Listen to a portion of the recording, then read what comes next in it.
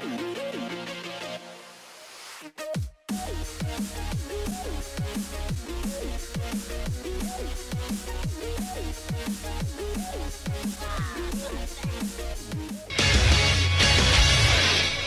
evening, sports fans! Crowbat for the win of the Token Minorities here today with Season 8, Week 6 of the NPL against the Montreal Habsols, aka Esther J, and it's a tough matchup for us, that's for sure. You can see the list on the side of the screen over there. So he's got Tapu Koko, Diggersby, Komolo, Mega Aerodactyl, Silvally, Sneasel, Meloetta, Uxie, Ditto, Amoonguss, Durant, and Samurott. Also noteworthy are Tapu Koko and Durant could be Z-move users.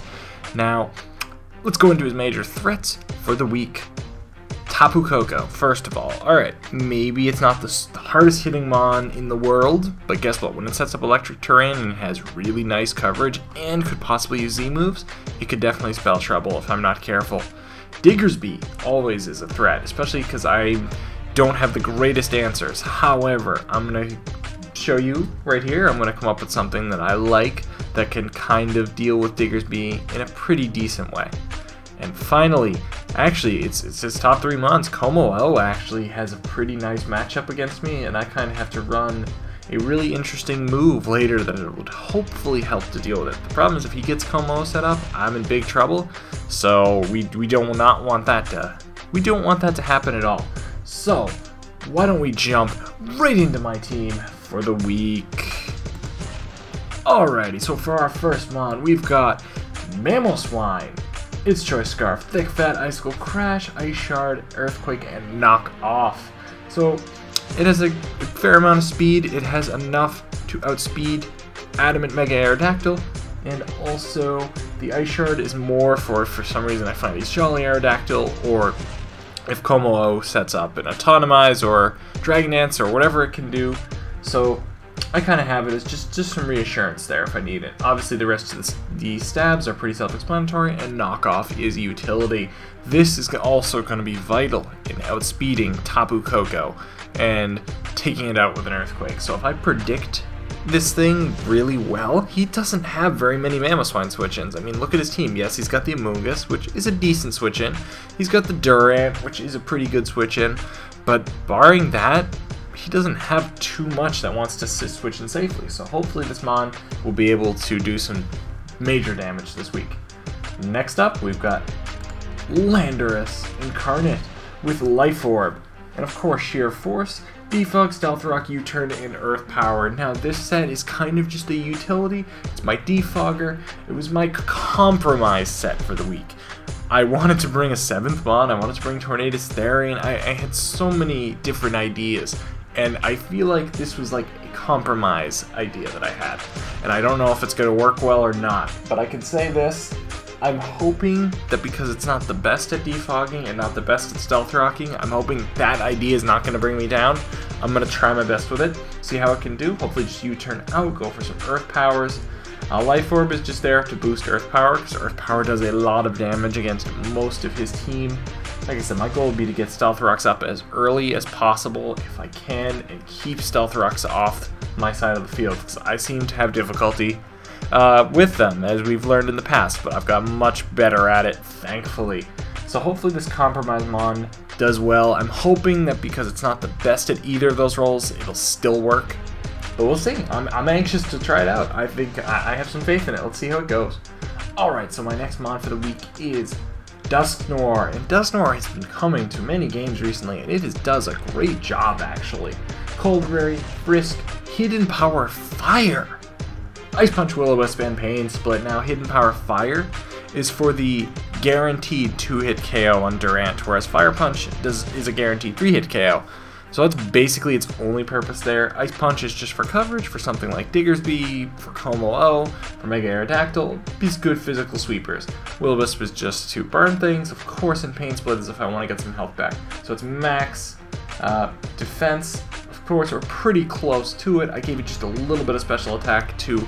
I think it has a good chance to OHKO the Durant at that special attack spread. I don't remember the exact percentage off my head, but it's definitely there.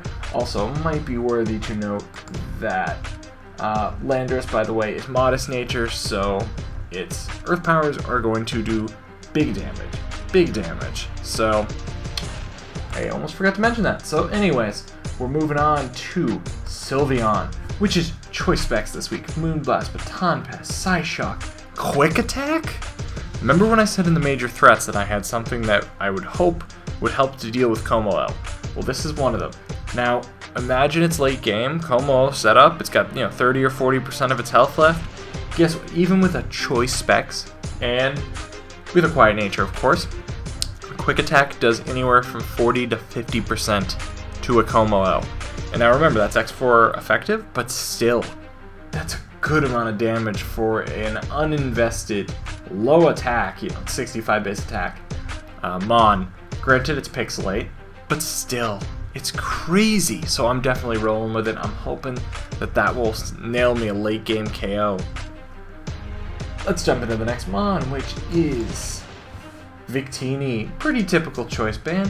V-Create, Zen Headbutt, Quick Attack U-Turn. I did toss Quick Attack on there because I thought, if he had like a Scarf Diggersby, or if I needed to knock off Tapu Koko, knock it down a peg later in the game, or even Como, like I said, just having some utility in priority, I think is vital to possibly winning this game.